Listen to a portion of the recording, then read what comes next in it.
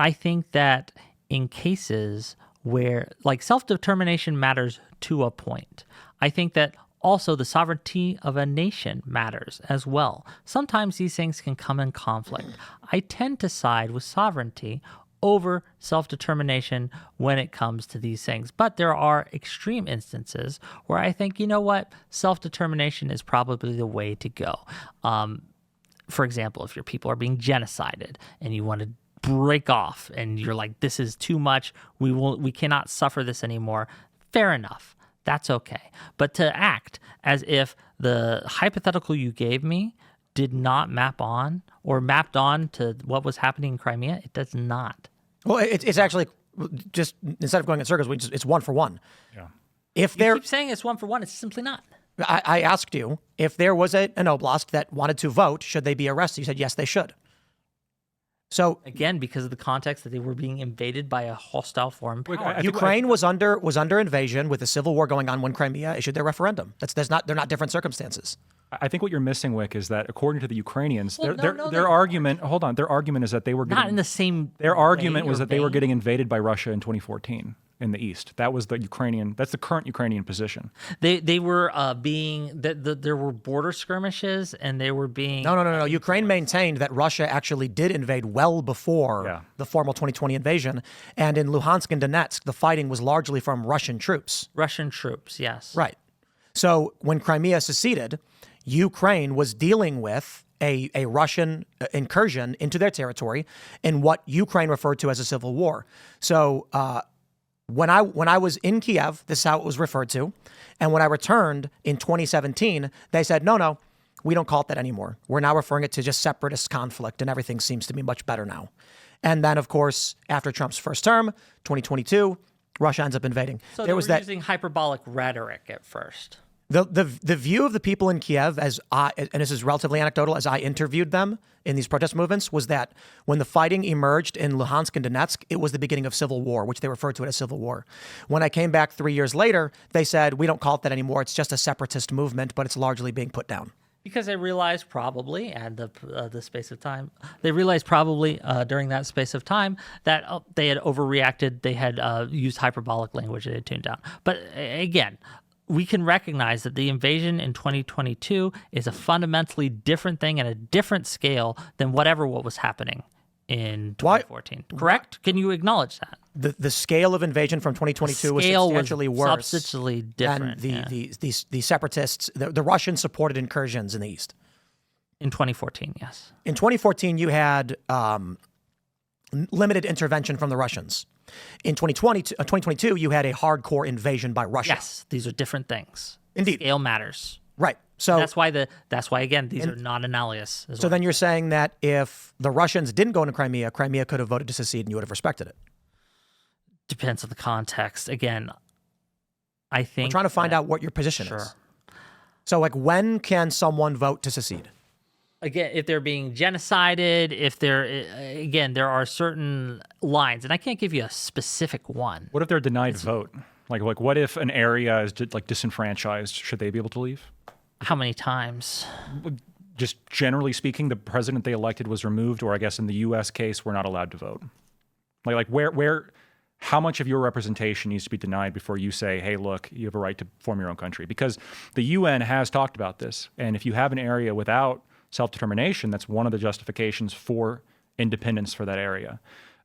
There was several litigated cases about this, including some islands in between Finland and Sweden.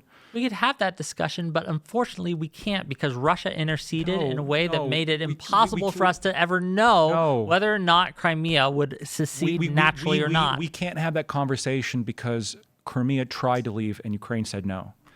I keep actually sent the military, the National Guard. I didn't know this. I keep trying to explain this to you. But we're talking about 2014. Right. And what this demonstrates is that when Crimea tries to leave, they get swatted down. And in 2014, when they tried to leave, and they were like, hey, we're going to have a vote, and they invited the OSCE refused because of Kiev. Right. But actually, I think this is particularly more egregious because after the fall of the Soviet Union, Ukraine had no claim over Crimea. They just claimed it. Sure, I'm not here to argue that was right or wrong. Fair enough. Indeed, it just appears that the Republic of Crimea, as they deemed it, and the people of Crimea have a substantially different worldview than the rest of Ukraine. They viewed themselves as autonomous, and Ukraine decided to crush them, remove their laws, and send in the National Guard to actually shut down their attempts at sovereignty. In 95, had there been an incident there, fair enough. But we're talking about 2014. So the people who live there and have been there since then, who wanted termination, don't matter? They absolutely and do something did happen in 2014, right? That when Kiev forced this constitution upon them, they played by the rules set by Kiev, right? Set by the government, and then 2014 rolls around and the government breaks its own rules, right? You want Crimeans to play by the constitution, and then you break the constitution and then surprise that they want to leave. I want Russia not to interfere in the. I know you want them to be unable to protect themselves. That's what I want Russia not to be able to interfere in this, because that's the only way. Not with military force. That is the only way that the oppression. Not with military force. That is absolutely not the only way. I think we'd be doing the audience a disservice if we didn't actually give the real reasons for the war, which I think yours are largely emotional, moral, and one-dimensional. Russia's not invading Ukraine because they want to restore the Russian Empire, though Vladimir Putin has stated he does want to bring back the Soviet Union. He hasn't said it exactly as that. That's not the reason for the invasion of Ukraine. The invasion of Ukraine is specifically because Russia has one warm water port into the Black Sea, which is in Sevastopol, that costs billions to produce. It's the home of their Black Sea fleet, and it's where they do the principal exports through the Bosphorus Strait and through the Suez Canal. Meaning if Russia loses access to Crimea, they're not going to be doing any trade with North Africa or the Mediterranean, and they'll get cut off from India and the rest of the Arabian Sea and the Indian Ocean. This means that Russia has no choice politically but to make sure they secure Crimea by any means necessary. After the Euromaidan protests and the ousting of Yanukovych, there was a large movement that was pro-EU, which meant Crimea would have fallen into the hands of European Union forces, NATO interests. So Russia obviously then says, referendum, oh, it's us now, which, yeah, I agree. I don't think is legit. But Russia's not going to give up their only Black Sea warm water port. Some have argued, why don't they just build it in Novorossiysk or whatever, or Sochi? They're not going to rebuild their entire military infrastructure. That seems ridiculous. Certainly they could, but this would mean that in the next 30 or 40 years, they're cut off from the Black Sea, and their principal export, of course, is going to be energy, which ain't going to happen. A large portion of their exports, of course, are natural gas into Europe, which props up the Russian economy. That's through Gazprom. Gazprom has a natural gas monopoly in Europe, and Gazprom runs through Ukraine. Russia has another means of delivery of natural gas into Europe. That's through Germany with Nord Stream. Of course, we now know, according to Germany, or it is accused that Ukraine blew up the Nord Stream 2 pipeline, sabotaging Russia's ability to export natural gas to Europe, for which was propping up their economy. So the reason why Russia invaded the eastern regions of Ukraine and secured only Luhansk, Donetsk, Mariupol, Kherson, and portions of Zaporizhia is so that they can secure a land bridge access to Crimea so they do not get cut off from their exports. But they had a bridge that stretched from Russia through Kerch into Ukraine, but it was bombed by Ukrainian forces, presenting the West with the exact reason why Russia secured the eastern region and why they're not waging a sustained front through Belarus. It also explains why when people make the argument that Russia wants Ukraine so he can invade the rest of these countries is a lie, because these people don't even know that Kaliningrad exists. And once you tell people that Russia actually borders the north of Poland and the south of Lithuania, they say that's impossible. And then you explain that Russia has an oblast in the Baltic called Kaliningrad, and they say, I had no idea that existed. Right. That argument goes out the window. If Russia gets cut off from the Black Sea, they're going to lose 40% of their economy overnight. There is nothing that will stop Russia from fighting a war to secure this region. That is why this war is happening. Now, certainly, Vladimir Putin does want the Soviet Union back. He's not going to get it. It's not going to happen. That's why he's been largely disinterested in the expansion of NATO into Estonia and Latvia. He's allied with Belarus. Sure. There's a concern if the war expands, maybe Belarus will carve out a piece of Lithuania and Poland to create a land bridge into Kaliningrad, which I really doubt. But this idea that they only are taking this specific portion, in the early days of the war, they had troops in Kiev, that they were rolling into Kiev. They tried to take it all. They were stopped from doing that. They have since decided, hey, this is probably only what we can hold on to. And frankly, I don't know if they can hold on to it for much longer. You play chess? Right? Yes. Sometimes in chess, you make a move to force your opponent to defend an area of the board you don't actually want. Sometimes, but there's no evidence that this is the case. It certainly is. All of the evidence. All of the evidence. And I'm going to say this as disrespectfully as I can. Please do. When you can't actually name the oblasts that are under occupation, I question what you actually know about the region. Fair enough. You can question that. But here's the thing. You don't know the names of the places he actually invaded. He invaded all of Ukraine, as I said. Name the oblasts. We've already said them once. I said them again just a minute ago. Say them again. This name the oblast game that you're playing. A game of did he why have troops? Why did Vladimir Putin in invade these Kiev? places? Why did he invade these places? Because he wants all of Ukraine. So what did he invade? Did he invade Lutsk? He tried to. If he could, he would. He tried to invade Lutsk? He's tried to invade Kiev. He sent forces across into Ukraine's territory. They went as far as they could until they were stopped. But they weren't stopped in the eastern regions. They weren't stopped in the eastern regions. They were pushed back to the eastern regions. No, they invaded actually from every direction. They invaded from the east and from the north through Belarus. Sure, but they gained a lot of territory. Ukraine has taken a lot back. What economic value does Russia have from securing Lviv? What economic value? It might have logistical value. I think the challenge largely is, and you know, the lack of understanding in conflict makes it difficult for a lot of people to understand the requirements of warfare and the targets that have to be secured first. It's why in the Gulf War we just dumped all their petroleum out.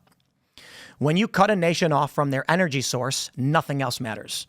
Which is why in sci-fi they often make the joke, all of these movies are dumb because if aliens actually ever came here, they'd blow up North Dakota first. They'd take out our frack fields, eliminate our ability to power anything that we do. The reason why Russia invaded in every direction likely has to do with any standard first grade level of chess. Sometimes you want to distract your opponent in one direction while secretly moving in an area where you want to secure it, which is why when Ukraine actually started to wage their counteroffensive, Russia did not retreat from the Donbass. In fact, the reason why it's largely considered that Ukraine's lost is because Russia has already secured the entire Donbass eastern region, stretching down into Crimea, securing their Black Sea access. If the first thing NATO forces did was carpet bomb the east and flatten all Russian forces and cut them off from the Black Sea, Russia's economy would be decimated. Do you think that Ukraine has lost the war? Yes. Yes. Well, CENTCOM disagrees with you. No, wrong. EUCOM disagrees with you. The Supreme Allied Commander of NATO disagrees They're with losing. you. And They're forgive losing me. the war. No, they lost. Forgive me. Ukraine lost the war in 3 days. Forgive me if I trust professional military men who have waged war over a podcaster. Well, Indeed. Okay, So we'll appeal to authority, and then I'll make the actual Appeal to authority. Do you know why I'm appealing to this authority? And then I'll actually make the argument. The reason why Ukraine lost the war is because 7 million Ukrainians fled. They're drafting young women and elderly men. They haven't lost the war. And they're utilizing Western forces to keep fighting, which means Ukraine's no longer a factor in this conflict. It's NATO versus Russia. I want to. We were talking about because I have to address this. Wait, I have to second. address this. This lost the war. This idea that they have lost the war is just not. The facts Who's fighting are the war? against you. Ukraine is fighting the war against Russia. Ukrainians are fighting and dying on the front line. How many fled the country? And North Korean troops and maybe Chinese troops at this point too. So Ukraine again, is no you longer a said factor it's in this lost. conflict You except for said the it's territory. lost. Indeed. said- Ukraine, as a governmental structure, has lost the war. Has Putin achieved its goal of demilitarization? Has Putin achieved its securing of the Answer my Donbass question. land bridge? Has Putin achieved its goal of demilitarizing Ukraine? Yes, Yes. or no? Yes. Have you ever looked at the battle map? If they were demilitarized, Look at then it every who day. is killing all these Russians? If they Ghosts? if they didn't demilitarize, how is it that the Ukraine battle map shows that they've secured the entire land bridge to Crimea? Again, their goal is to annex Ukraine. See, that's made up. Putin has said this. No, he didn't. Again, demilitarize, denazify. You can't do either one unless you occupy Ukraine. See, so you've assumed what the end goal of those things are going to be. You're assuming the end goal is the Crimean land bridge. I'm not assuming it. Yes, you are. Do you think Okay, occupation first, necessarily let's means annexation? let's pause here and say you exclaiming yes you are is not an argument, and Neither if you, is you and if saying you no. because you asked me, did they demilitarize? Yes, they own their stated goal. They own it. They've secured the Black Sea. Demilitarization. And they've demilitarized the entire land bridge into Crimea, which is their Not asset. demilitarization of a land bridge into Crimea, the demilitarization of Ukraine. That's an assumption you're itself. making. It's not an assumption I'm making. It's the stated goal of Putin, Which was general demilitarization and denazification of the eastern region. of all of Ukraine. Sure, you can make that assumption, but Vladimir Putin sent troops into Luhansk and Donetsk He sent because troops of everywhere the Azov battalion. to try to take all Not of Ukraine. in 2014. Not in 2014. Not in 2014, The stated but we're goal of talking about denazification 2022 had to do now. with the Azov battalion in the eastern front. But we're talking about 2022 now. So the That's stated. when he wanted denazification. So then what has he said since then when he this current conflict? So what has he said as of then? As of then, Denazification was 2014. What did he say in 2022? in 2022, the two goals were No, that was 2014. Denazification was the Azov battalion in the eastern front. You do you not know this? He said again When? in February of 2022, before he went into Ukraine. Right. He said that they had. And when was the first time he said it? He may have said it before, but he's saying it again. He's repeating So that now. so he was referring to which regions? The denazification of Ukraine. He believes that the whole structure of Ukraine is filled with Nazis, and he has had Russian times, and people have said that. He has compared Zelensky to You can a take a Nazi. look at the actual economics of the region. You can take a look at the actual companies that run their Or you exports, could listen to what Putin has said. which is vague nothingness. And what Putin has done Could when, you again, imagine he sent troops everywhere into Ukraine. Could you imagine to try if to get NATO that back. operated only on military strategy based upon what they've heard Putin say in interviews? They have intelligence that, again, they say that Ukraine is not losing this war. They have stopped, largely, Russia from winning this war. That's Then why what does- NATO says. then why Can does you Russia control imagine the land bridge? looking at a podcaster, right, and saying, oh, look, there's a land bridge there. I have post hoc rationalized, how can I make sure that no matter what happens, you do for a Putin's living? winning?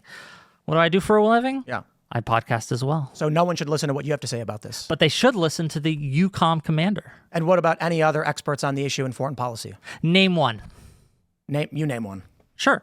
I will name General Christopher G. Cavoli. And what's his position? He's the supreme allied commander of NATO forces. No, Ukraine. That includes Ukraine because he's in Europe. So my point was Ukraine lost the war because Ukraine's government is no longer a factor. It's a NATO versus Russia conflict. Hold on. Ukraine. By all means, cite NATO and the NATO support, the NATO weapons, the NATO intelligence, and we agree. NATO is at war with Russia in the Ukrainian territories. If NATO withdrew its forces, right? If it stopped arming Ukraine, certainly that would be a very bad day for Ukraine. Like, they rely in a large way on NATO, but Ukraine is the one fighting and using those weapons. Ukraine is the one that's deciding how to do that. Ukraine is the one that's drawing up the battle maps, that's drawing and deciding the targets to hit. And Except for the Black Sea Fleet. What do you mean? It was NATO intelligence and U.S. Special Forces. We use NATO intelligence to strike at. I mean, come on! Like, telling a Ukrainian to press launch doesn't change the fact that the U.S. delivered weapons to have fired at the Black Sea Fleet. That's like a weird argument. Do you not think that Ukraine wanted the Black Sea Fleet gone? Of course they did. Of course they did. And my point is that Ukraine as a government is not a factor in this conflict.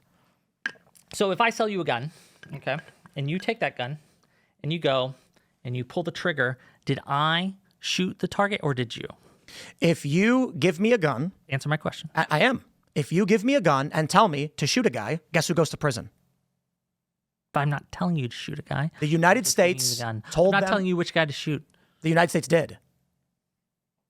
It is NATO. Let's be fair. It includes Europe too. Do you think how many targets do you think that NATO specifically decides for Ukraine to? All of them. All of them? I disagree. Where's your evidence? in Joe Biden threatening to withhold aid unless they agreed to the targets that the United States wanted. No, what Biden did was he said you can't target certain things in Russia, and he Which walked is what that I just back. said. That is not what they said. What you just said. These are different things. Saying, hey, here are the targets you can't strike is a remarkably different thing than, hey, we want you to hit here, here, and here. Ukraine might listen to advice that NATO gives it, but Ukraine is deciding its targets on its own. And if you think that that's not the case, then please provide some evidence. I did. You have yet to do so. Joe What Biden you have said- done is provide rhetoric that does Was not. it true that Joe count Biden as restricted evidence. the targets Ukraine can make? Yes. Is it true that NATO provided the intelligence and the targets for their weapons for Ukraine to target in the Black Sea? Probably, yes. It is a fact, yes. The NATO and NATO troops and U.S. troops in Hold on, Poland do you think that- have been the ones training the troops, and you've got the international coalition of volunteers that are doing a You lot of the fighting on understand the that they are ground. doing far more targeting than just the things that were in the Black Sea. Sure. That they have targeted things that we've Let's try this. If NATO was uninvolved from Ukraine, would they still be fighting? in different ways, but yes, Like insurgency. probably. Yeah, there'd be no war. It'd be a guerrilla war, but it would be a war nonetheless. Insurgency, guerrilla war, but Russia would largely occupy and control Ukraine. That's your position, right? It's hard to say. It is much more likely that that's the case, yes. I don't see why it wouldn't be the case, considering Russia already controls the land bridge to Crimea. I mean, clearly they've seized the Eastern Front. Again, imagine the if- land bridge to Crimea wasn't their goal. That's not what I Right? said. Not their stated I goal, said at they least. have this, and if the Ukraine No, you said that was Ukraine not already supplied, lost. and if the Ukraine You was said not, Ukraine already Gonna lost. slow down for a second so we can actually have a conversation. Please.